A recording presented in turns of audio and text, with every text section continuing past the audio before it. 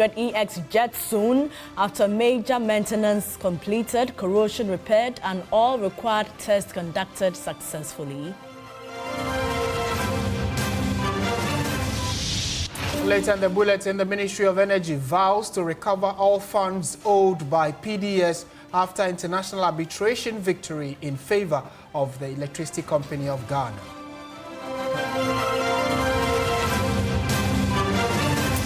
Coming up in business news, Cybersecurity Authority reveals online fraud tops Ghana's cyber threats as losses hit 19 million cedis as of September 2025.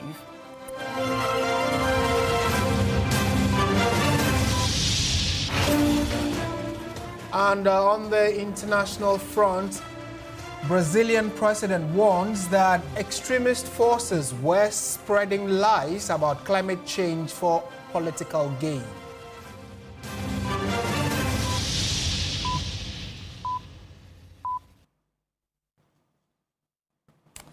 We have details of all these stories and many more coming up in the next 1 hour. Do stay with us. Starting from the power front, and government says it will take all administrative and legal steps to recover any amount due the Electricity Company of Ghana and the state over contractual dealings with Power Distribution Services (PDS). According to the Energy Ministry, fallouts from the ECG-PDS saga will not be repeated in subsequent public-private agreements. After nearly 6 years of legal back and forth, Ghana scored a major victory in the long-running dispute between the Electricity Company of Ghana and Power Distribution Services Limited (PDS). A London-based arbitration tribunal has dismissed all claims filed by PDS, which was seeking more than $390 million in compensation after government terminated its 20-year concession to manage ECG's operations. The 2019 deal, backed by the U.S. Millennium Challenge Corporation, was meant to inject private sector efficiency into Ghana's power distribution network. But months into the contract, government suspended the agreement, citing fraudulent payment guarantees presented by PDS. After years of arbitration, the London Tribunal dismissed all claims by PDS, upholding ECG's decision and affirming that the fraudulent guarantees invalidated the entire concession. Power Distribution Services Limited (PDS) has acknowledged the ruling of the London-based arbitration tribunal in its long-standing dispute with the Electricity Company of Ghana. In a statement issued on Wednesday, PDS said it respects the integrity of the arbitration process and confirmed that its legal team is currently reviewing the detailed decision to determine the next steps. According to the head of communications of the Energy Ministry, Richmond Roxing, the news is welcoming. This is good news. In the first place, we shouldn't have been here. We believe that if the processes commenced a couple of years back by His Excellency the President in his first term, if that administration, previous administration had continued, I'm sure that today we would have seen a better ECG, where we wouldn't have lost $190 million and we wouldn't have been engaged in these needless legal battles. Government says it will take all administrative and legal steps to recover any amount due the state after the court's ruling. This kind of process will not happen again. The process where people's personal interest, selfishness, and greed takes interest ahead of national interest should never happen. Within the period, the revenues that PDS collected are still sitting with PDS. Those monies are not for PDS. Those monies are the bona fide property of ECG, and that you have the assurances of government that every single penny with PDS will be recovered by the country. No, government says it has learnt lessons from the episode to guide its future public-private partnership engagements with ECG and the wider energy sector. Right, so let's engage the Executive Director of the Center for Environmental Management and Sustainable Energy, Benjamin Nsia, who's joined us on this particular subject. Very good evening to you, sir. Thank you for your time. Right, I'm sure if you can hear me, kindly unmute for us. And while at that, let me throw in my first question, which will be that what would your general reaction be to this victory? Some call it a defensive victory, but generally, it meant that Ghana did the right thing by abrogating the contract, although PDS thought otherwise? Yes, I think it is a defensive victory, and then Ghana did the right thing. And my summary remark is that the court judgment brings finality or closure to this matter, and that it will help ECG to continue to ensure its operational integrity as well as financial integrity, and also boost certain confidence in engaging new partners who may want to partner it, embark on its operational or technical activities. There usually are fears of, judgment debt when anytime the state intends to abrogate some of these kinds of contracts. But it looks as though this one was done right, having thought through all the entire process, and we got the court to agree with us. What kind of image does this put out to private institutions or entities that may want to do business with Ghana?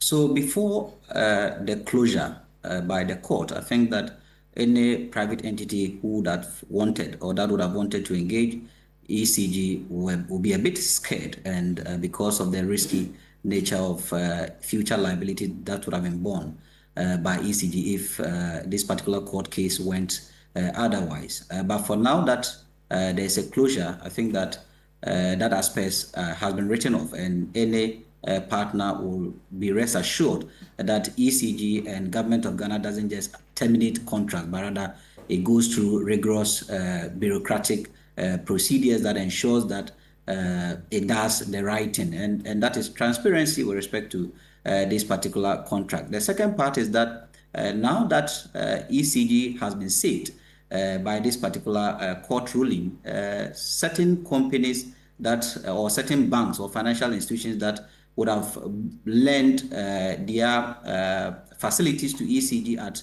higher interest or higher loan terms will now begin to reduce their loan terms, and that means that ECG will get the necessary resources it needs, especially financial resources it needs, to be able to improve on its operational efficiency as well as operational effectiveness, which is the demand for Ghanaians for reliability of supply of power.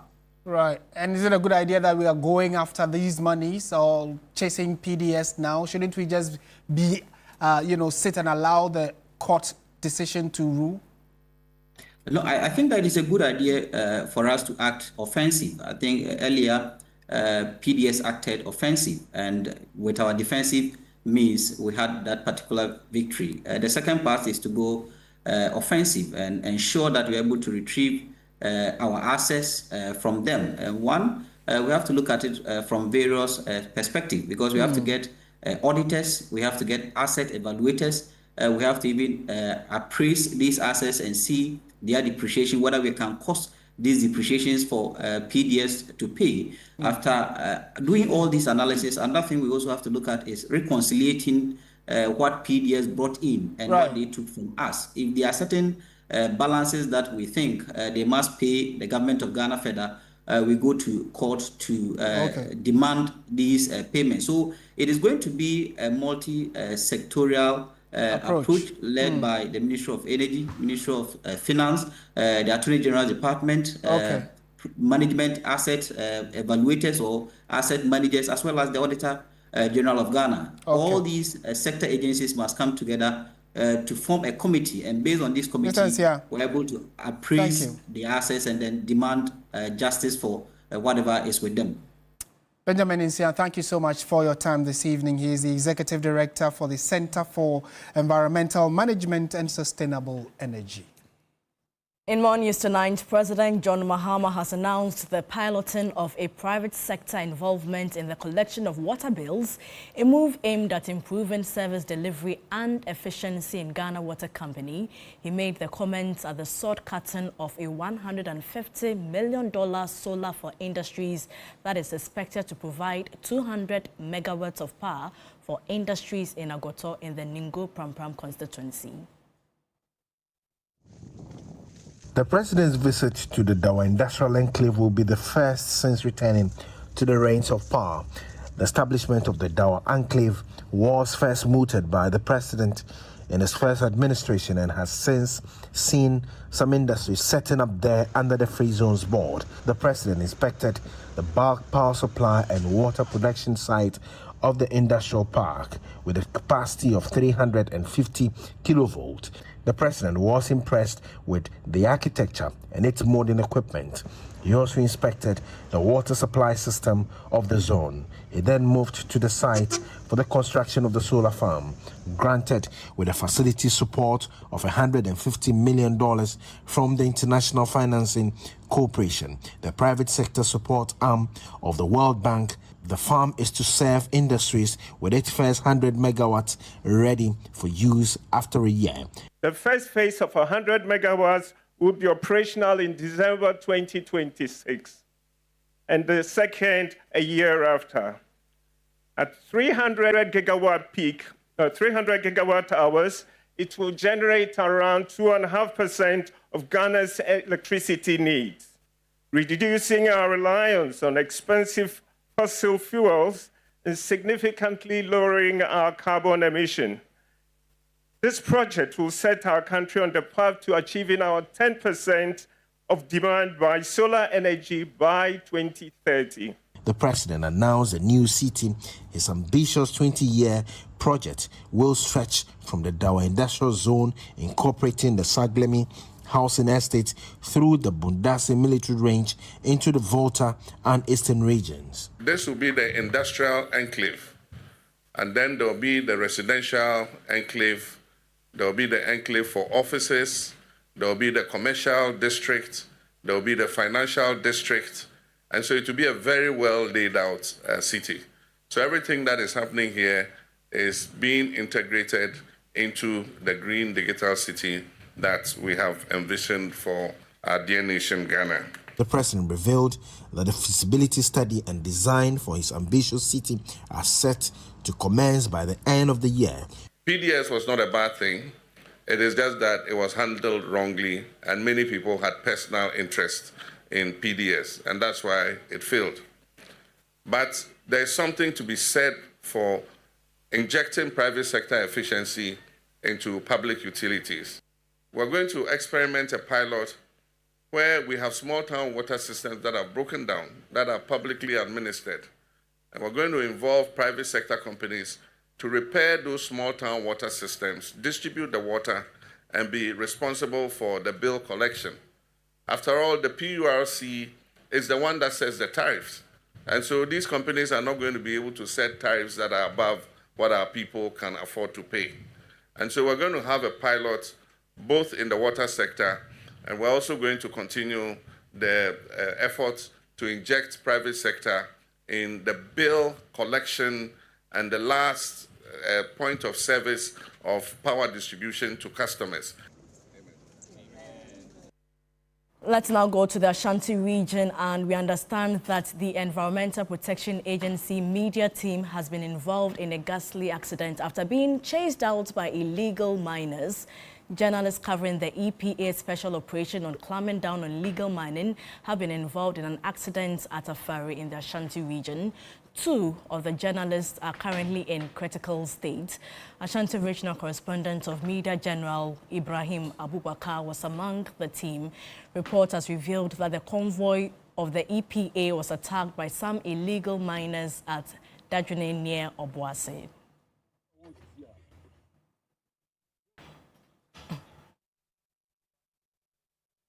Let's get more on this development and speak to Professor Nana Ama Brown-Kluche. She is the Chief Executive Officer of the EPA. Prof, thank you so much for your time. First of all, how is the team faring?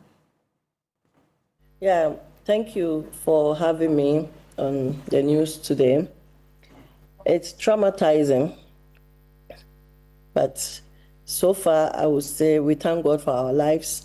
We are all safe, except for a few injuries. We understand that 2 journalists are in critical condition. Can you confirm this? Yes, it's true. So your reporter, Abubakar, no, not Abubakar, Kojo from Joy TV cameraman, And Abubakar is fairly okay. He was also involved. That's your reporter. He's fairly okay.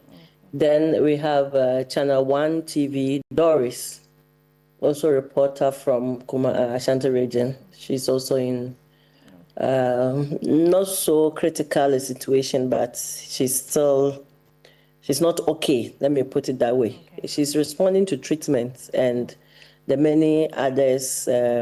So we have 8 people who are victims of this, and they are all responding to treatment. Okay. The most critical one is the Joy TV, the cameraman who has a broken thigh bone, and he's been attended to as we speak. We wish them speedy recovery. But Prof, can you give us an account of exactly what happened?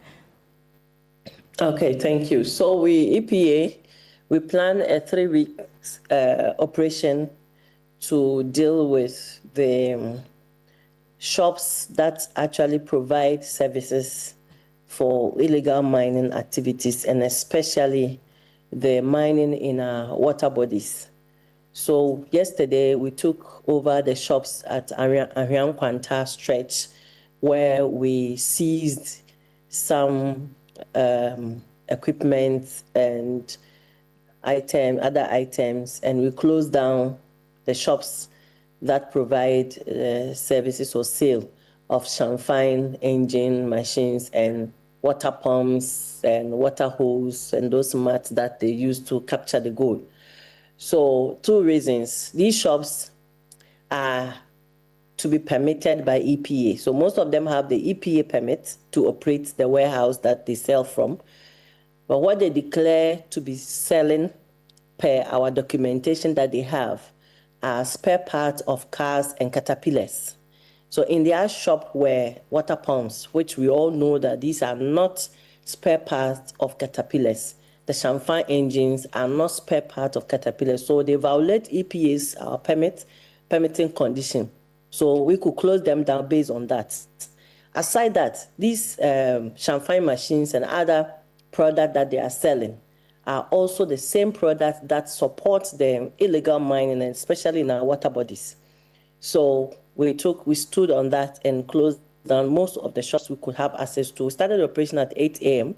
We took a break at 4:30 p.m. Yesterday, we were able to close 19 shops based on this principle.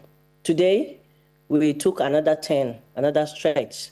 So on our way, we saw an illegal mining activity going on in a particular site along the Adanse,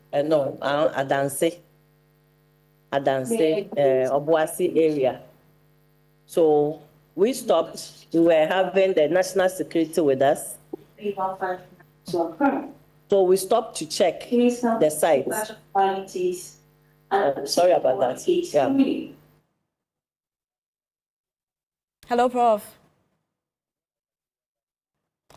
Sadly, we have lost Professor Nana Ama Brown-Kluche. She's the Chief Executive Officer of the EPA, and given us an update on the attack by the media team of the EPA after they came under attack by illegal miners.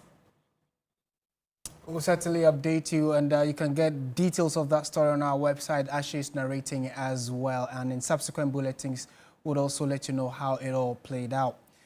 Speedy recovery to the team. Now, on to some other stories. Now, Ghana will soon receive its presidential jet, the Falcon 900EX, following an update from the Deputy Defense Minister that major maintenance works on the aircraft are advanced. Ernest Jemfi told Parliament that the reported corrosion spots detected in the jet and other defects have all been repaired.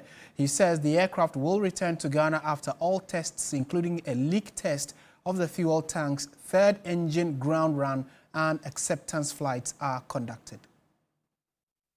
Mr. Speaker, the Falcon 900 executive aircraft was ferried to Dassault Falcon services in Le Bourget, France on Tuesday, 11th March 2025 for the 24 monthly and 1,600 flying hours periodic inspection. This inspection is a mandatory airworthiness requirement that ensures that the main maintenance tasks and due list tasks compiled for the 24 monthly inspections have been completed and functional checks have successfully carried out.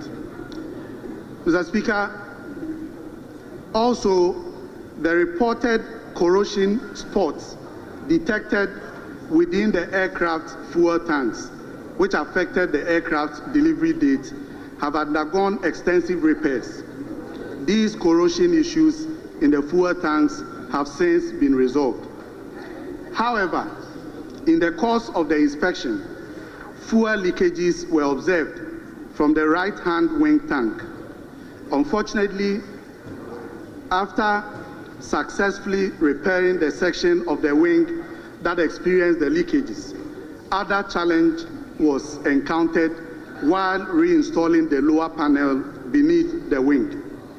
This occurrence has resulted in further delay in the completion of the inspection. Mr. Speaker, following the difficulties encountered, Dassault Aviation invited the Falcon Wing original equipment manufacturer to the Dassault Falcon Services hangars to enable the OEM conduct an on-site assessment of the right-hand wing lower panel and provide independent technical recommendations aimed at expediting the repair and reinstallation process. Still in the House, the Ewutu Senya East Member of Parliament, Phyllis Nako-Yokuno, has insisted that she was attacked by some unknown men believed to be loyals of Mavis Hawakumson, the former MP for that constituency, contradicting a recent report by the Interior Minister that she denied any attack on her convoy. Nako-Yokuno stressed that she noticed her vehicle was followed by a V8 allegedly known to be used by Hawakumson. She has sent a strong message to the task force investigating the 2020 and 2024 election violence to be factual. I remained quiet despite calls by well-meaning Ghanaians, including my constituents, who witnessed these brutal attacks. At no time did I say no attack happened. I stated emphatically to the task force that on the election day, during my rounds, I noticed my convoy was being followed by a V8 vehicle, allegedly known to be used by Hawakumson, and a Nadmo pickup, which had a green government number plate. After visiting some polling stations, I decided to go home because I felt my life was in danger. So I am convinced that at the conclusion of this investigation, the truer facts will emerge.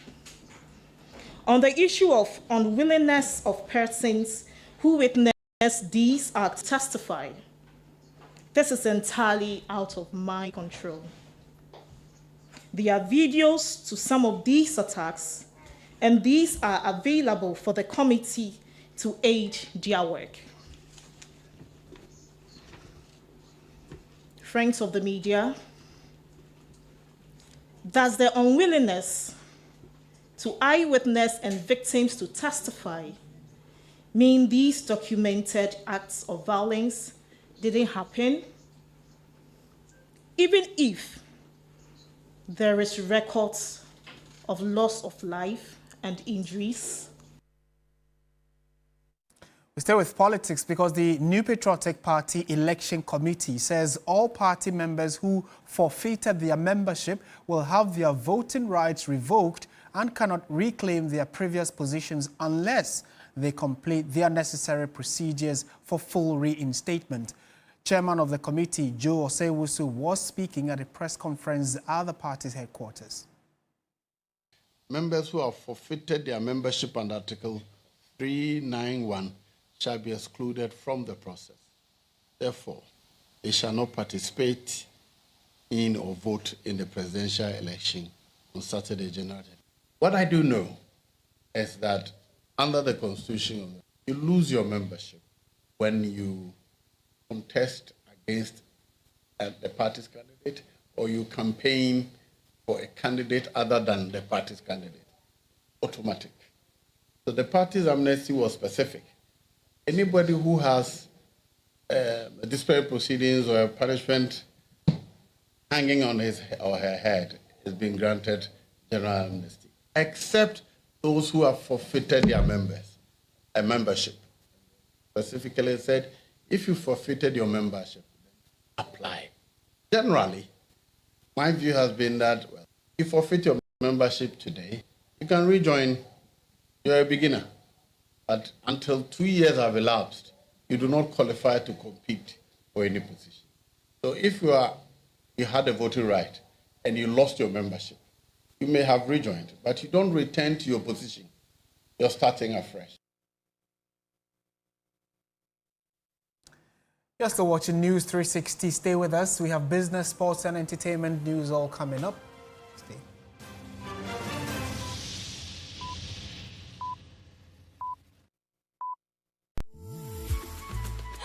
I love President Charcoal. Why? When there are so many other charcoal toothpaste. That's both charcoal and lemon. Oh, does it? Yes, look right here. Yes. Pepsodent Charcoal has two of nature's powerful whitening ingredients. With the power of activated charcoal and lemon essence, it removes stains and whitens teeth naturally. Convinced? Well, I am. Just look at your beautiful Pepsodent smiles. For naturally whiter teeth, Pepsodent Charcoal. Why are more and more professionals choosing Flamingo paint?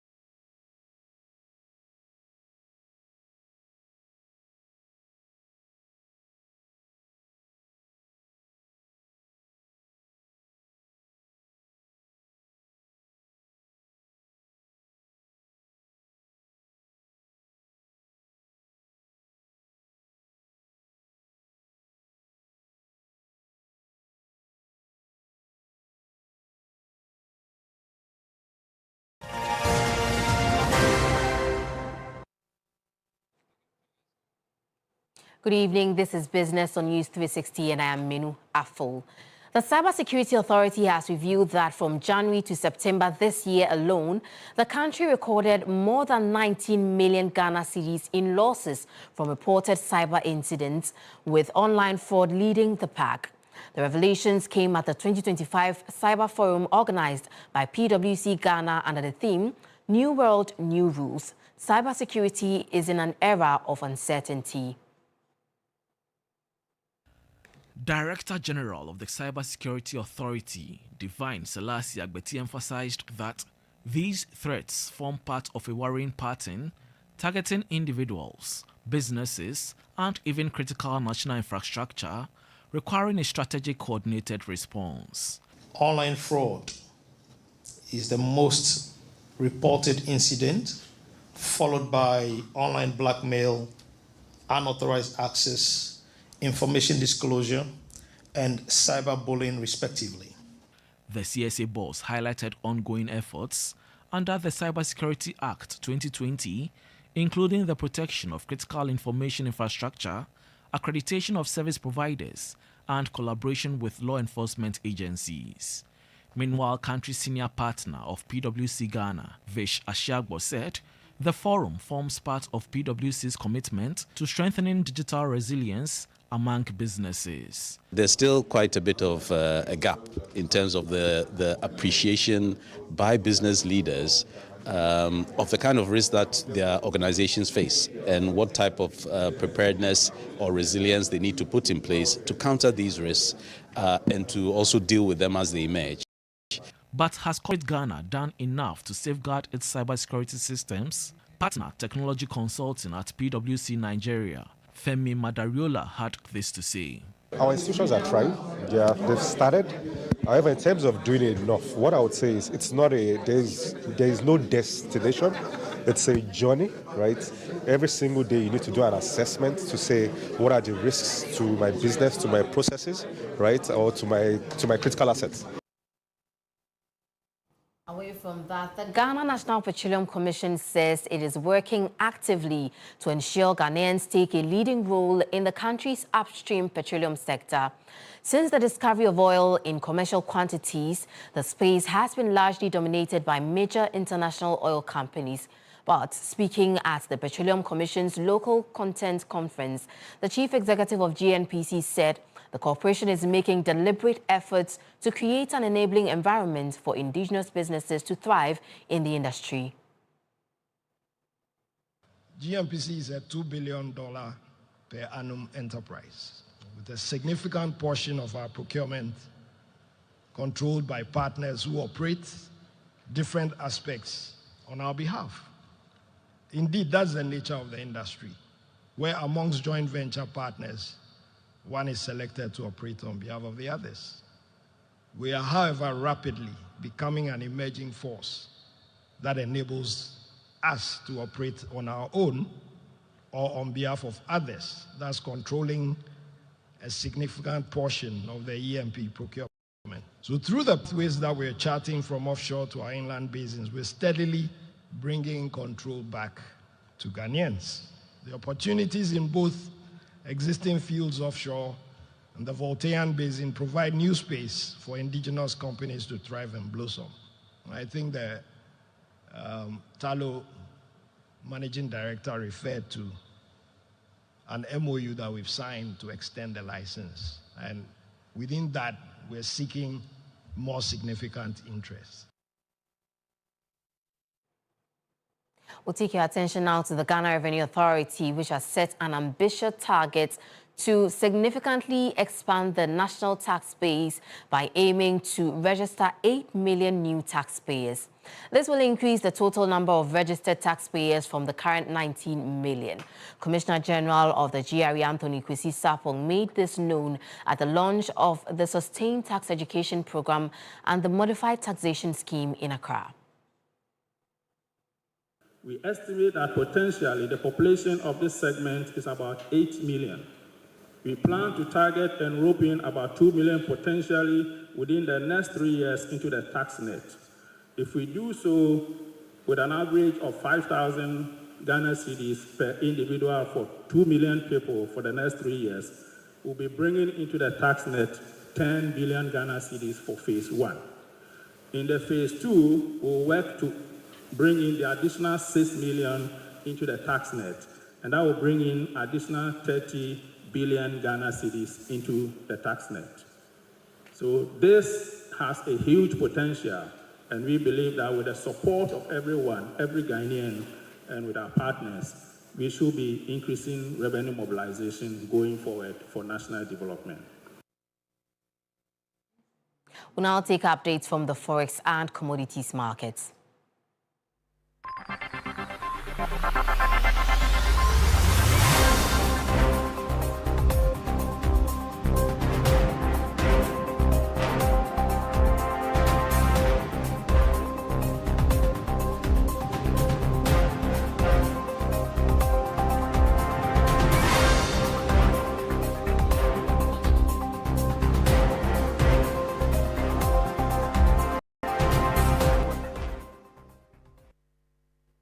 We'll end the segment here. My name is Menu Af. We have more news updates coming up for you. Don't go anywhere.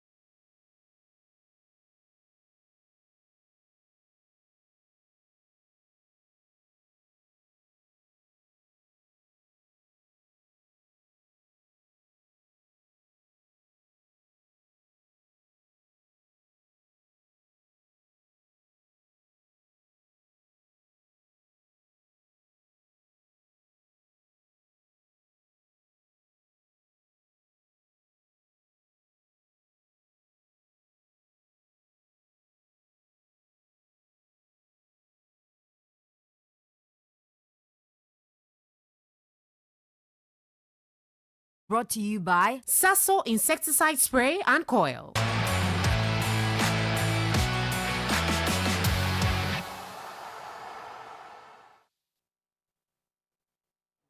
Hello, good evening, and welcome to the sports segment here on News 360 with me, Oreku Ampofo. The two biggest clubs in the Ghana Premier League, Kumasi Asante Kotoko and Accra Heart of Oak, have thrived for decades, not just for their numerous players or trophies, but for the fierce fan culture they have built over the years. With the upcoming Super Clash on Sunday, my colleague Billy Shen put together this report on the fan culture and how important these supporter groups have become for these clubs. Only a few fixtures capture the minds and imagination of Ghanaians, like the Super Clash. That game between Heart of Oak and Asante Kotoko is expected to bring drama, action, and possibly goals. Now, for Heart of Oak, there's one particular backbone of them, a fan base known as the Chapter O, who is always supporting them, giving them the zeal, giving them the firepower to perform. And as you can see behind me, these are members of the Chapter O, a group that have been passionately supporting Heart of Oak for quite a long time. And I'm going to be talking to some of them and gauge their mood ahead of that Super Clash against Asante Kotoko. We know we are winning Asante Kotoko coming this Sunday. As we always say, solo no nehu, the atrim na atrim. Because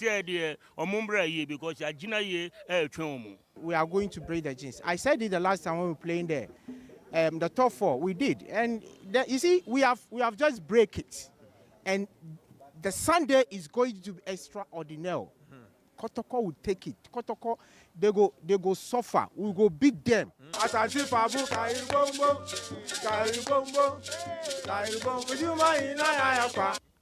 Kotoko, a reminder that that game will be happening on Sunday at the Accra Sports Stadium. Both teams are yet to taste defeat so far this season. And of course, you would expect scores and scores of members of Chapter O backing Heart of Oak to hopefully get a result over Asante Kotoko.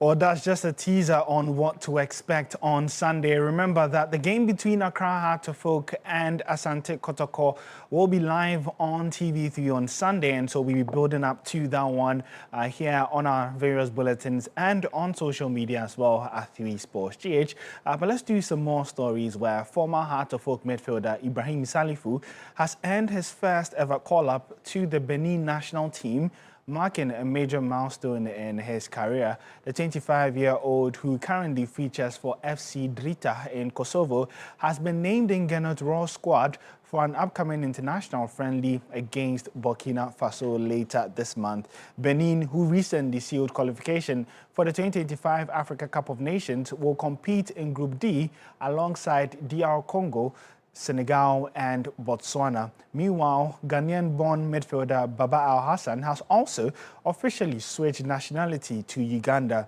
He earned his first Cranes call-up for the upcoming friendlies against Chad and Morocco.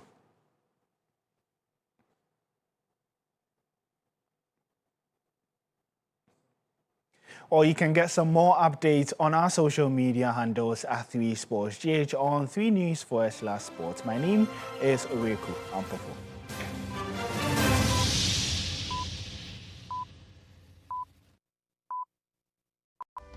My line of work, a confident smile is everything. Kale Charcoal Toothpaste keeps me on top of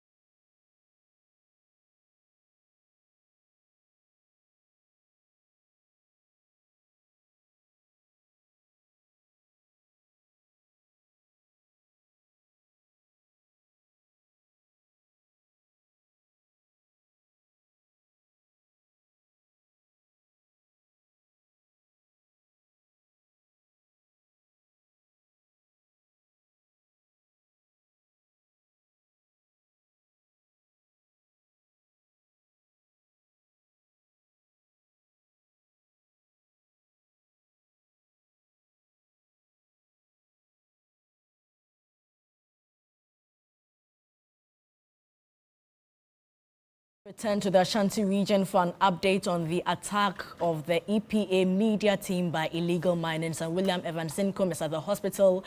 Evans, what more can you report from the hospital? Well, Portia, I can tell you that the journalists are responding to treatment a bit slow. They are not out of wounds yet, but two of them, we understand from multimedia, their condition is quite critical, and they have been rushed to the Kopanoti Teaching Hospital for further treatment. Our colleague Ibrahim is here. Not too long ago, I engaged him. He's well. He took some X-ray, just waiting for the doctor to interpret the X-ray, so we also know what to do next. But he's also complaining of some chest pains because of the impact of the crash. But thanks be to God, he's doing well, for sure.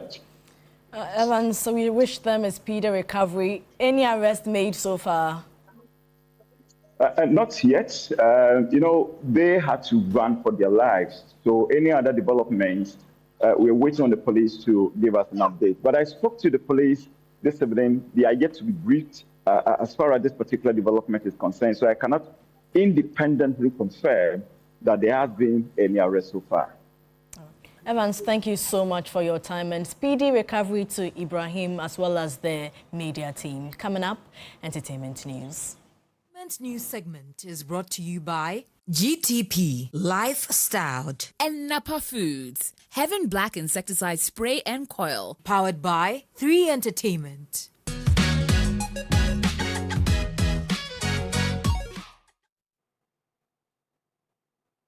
Well, good evening and welcome to the entertainment news segment here on News360. My name is Noella Donko. Now, legendary musician Rocky Dawuni has reiterated the importance of safeguarding our culture and heritage for future generations. Now, according to him, the establishment of the Pan-African Heritage Museum will play a crucial role in realizing the vision of a united Africa and in preserving our rich cultural legacy.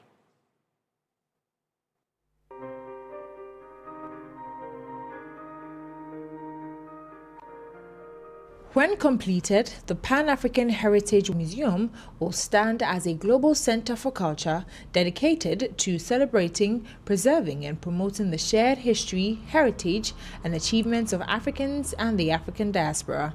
It will be a space where visitors can explore Africa's past, understand its present, and draw inspiration for its future. A people without their own memory is a people without a defined future.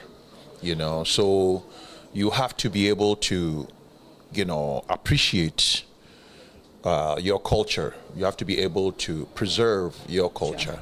Multiple Grammy nominee and global icon Rocky Dawuni said the establishment of the museum will play a crucial role in realizing the vision of a united Africa. If Ghana is the foundation of Pan-Africanism, is the home of bringing our brothers and sisters from the diaspora, is the home of also defining the new identity of Africa, then having this museum here is a matter of historic importance. It's a matter of our founding fathers, the vision of a united Africa. We won't have unity unless we have a space that also holds the value of our unity. According to Ochame Kwame, the project will help strengthen and promote the African identity. I think that as an African, one of the most important conversations is Pan-Africanism and the African identity. So if a visionary like Kojo Yanka sees that we need to build a museum, I think using my voice and my person and my music to support the vision is just the least of what I can do. So it is not something I've chosen to do, it has chosen me. The Pan-African Heritage Museum has chosen me, and Nananum are saying that I should be a part of it. That's why I'm a part of it. Come Friday, November 7th, top musicians will join forces through the power of music to support and raise funds for the Pan-African Heritage Museum.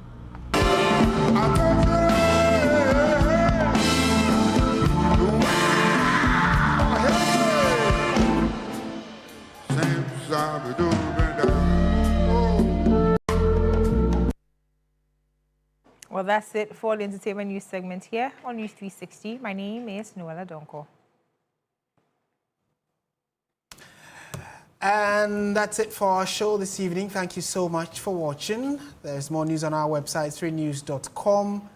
My name is Martin Esiedudate. And I am Portia Gabodu. Join Alfredo Cancer at 10 p.m. for Ghana tonight. Good evening.